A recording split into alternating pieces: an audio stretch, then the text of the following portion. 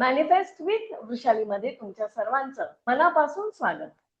मागच्या व्हिडिओमध्ये मी तुम्हाला ईएफटी मुळे माझ्या आयुष्यामध्ये आलेले अनुभव शेअर केले होते. आज आपण बघणार आहोत बिगिनर लेवलला ईएफटी टॅपिंग कसं करायचं. ते मी तुम्हाला एकदम सोप्या पद्धतीने सांगणार. फक्त 3 स्टेप लक्षात ठेवायच्या.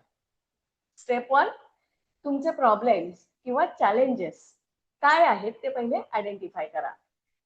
तुम्हाला सर्वात आधी काय फील होतंय ते ओळखा.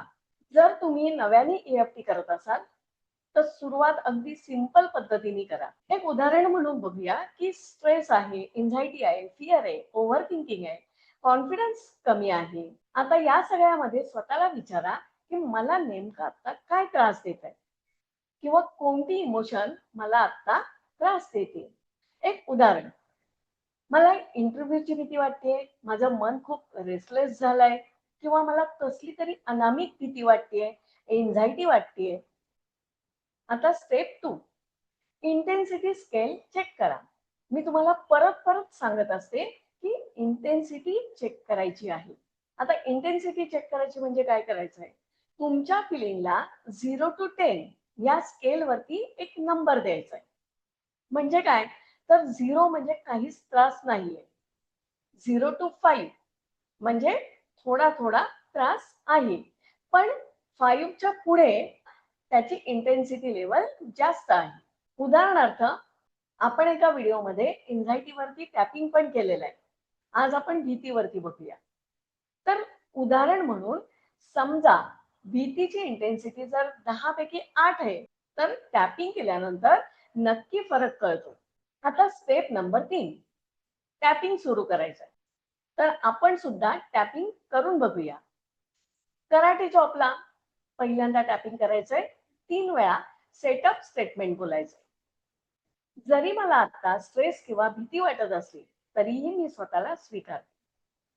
जरी मला ही भीती वाटत असली तरीही मी स्वतःला स्वीकारते. जरी मला आता स्ट्रेस किंवा भीती वाटत असली तरीही मी स्वतःला स्वीकारते. आता आपण बाकीच्या पॉइंट्स वरती टॅपिंग करूया.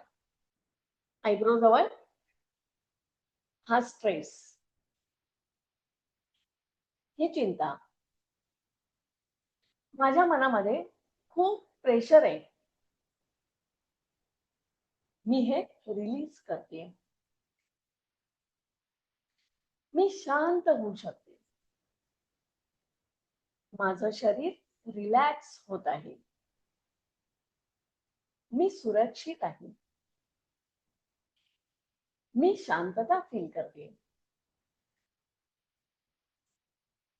ही एन्झायटी, हा स्ट्रेस, ही भीती मी रिलीज करत आहे. आता सगळ्यात शेवटी दीर्घ श्वास घ्यायचा आणि पुन्हा एकदा इंटेन्सिटी लेवल आपली चेक करायची. तर एक दीर्घ श्वास घ्या आणि सावकाश सोडा.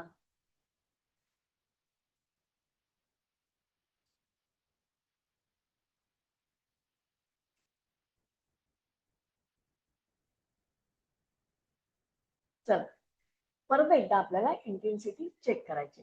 आता ही इंटेन्सिटी चेक का करायची, तर पहिली जी 10 पैकी 8 होती, तर आता इंटेन्सिटी किती आहे तर ती एकदा पुन्हा चेक करून बघायची. समजा 8 वरून 4 वरती आली तर पुन्हा ईएफटीचे 3-4 राऊंड करायचे. म्हणजे काय होईल, तर आपली इंटेन्सिटी ही 0 होईल. ज्या वेळेला लेवल 0 होते त्यावेळेला भीती, एन्झायटी, स्ट्रेस हे रिलीज होण्यासाठी जास्त मदत होते. किंवा आपण असंही म्हणू शकतो की ती पूर्णपणे रिलीज होते. फक्त पूर्णपणे रिलीज होण्यासाठी सातत्याची गरज आहे. मला नक्की माहितीये की तुम्ही तुमच्या या ईएफटी मध्ये सातत्य नक्की ठेवणार आहात. आता बिगिनर्स साठी सगळ्यात महत्वाची टीप आहे, परफेक्ट वर्ड्स नाही म्हणालात तरी चालेल, कारण परफेक्शन महत्वाचं नाहीये. तुमच्या मनातली खरी भावना ही तुम्ही एक्नॉलेज करणं हे जास्त महत्वाचं आहे. कारण ईएफटी मध्ये ही कन्सिस्टन्सी जास्त महत्वाची असते.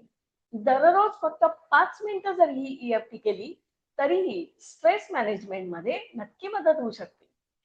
तुम्हाला जर हा व्हिडिओ आवडला असेल तर लाईक, सबस्क्राईब नक्की करा. धन्यवाद.